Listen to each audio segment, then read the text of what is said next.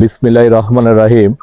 আমি এখন উপস্থিত আছি সাঁথিয়া উপজেলা কালাইচারা মধ্যপাড়ায়।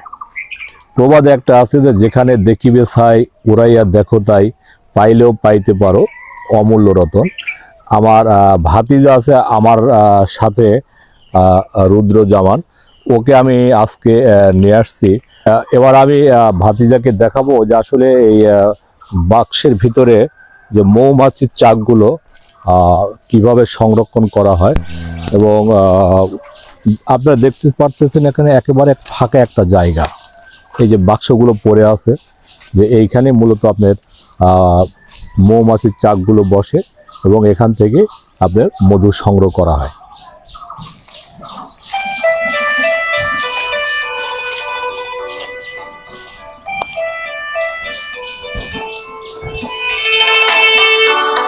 ওর কাছে গেলেও সমস্যা নেই। হ্যাঁ, নাই কাছে যায় সারে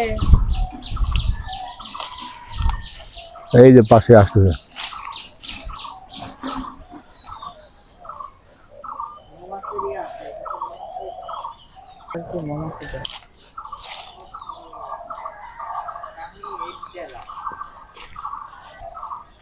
কাহিনী হচ্ছে কি ভাই, এই লোক রুদ্রজামান, এই যে আজকে সকালবেলা তোমাকে নিয়ে আসছি আমি সাঁথিয়া কালাইচারা মধ্যপাড়ায়।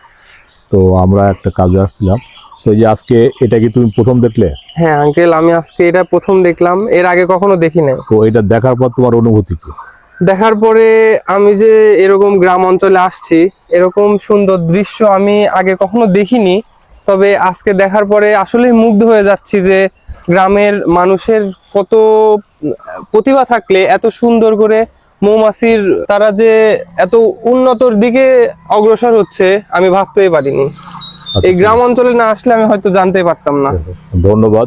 তো আমরাও চাইবো যে শুধু এই গ্রাম নয়, যে প্রত্যেকটা গ্রাম অঞ্চলে যারা উদ্যোক্তা আছে তারা যেন এই মৌমাছির মধু সংগ্রহের যে প্রকল্প আছে এই প্রকল্পগুলো চালু করবে এবং যে মধু যে আহরণ এটা করবে, পাশাপাশি যে মধুর যে ঘাটতি আছে এই ঘাটতিটা এখান থেকে পূরণ সম্ভব।